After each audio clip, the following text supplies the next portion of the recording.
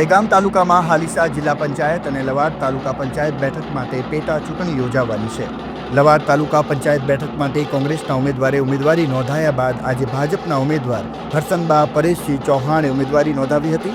આ પ્રસંગે દહેગામના ધારાસભ્ય બલરાજસિંહ ચૌહાણ, પૂર્વ ધારાસભ્ય કામિનીબા રાઠોડ, તાલુકા ભાજપ પ્રમુખ કેતનભાઈ પટેલ, સુમેરુભાઈ અમીન, રમણલાલ દેસાઈ સહિતના અગ્રણીઓ અને મોટી સંખ્યામાં સમર્થકો હાજર રહ્યા હતા.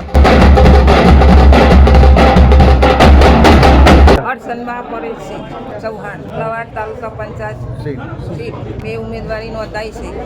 બધાનો ખૂબ ખૂબ આભાર. હરસનબેન પરેશસિંહ ચૌહાણ, લવાડ તાલુકા સીટ ભાજપ તરફથી જે મારી પસંદગી કરવામાં આવી છે, માનનીય બલરાજસિંહનો આભાર અને તમામ પક્ષના તમામ નેતા, તમામ બોડીનો આભાર માનું છું અને હું જંગી બહુમતીથી લવાડ સીટ જીતી બતાવીશ એવો વિશ્વાસ વ્યક્ત કરું.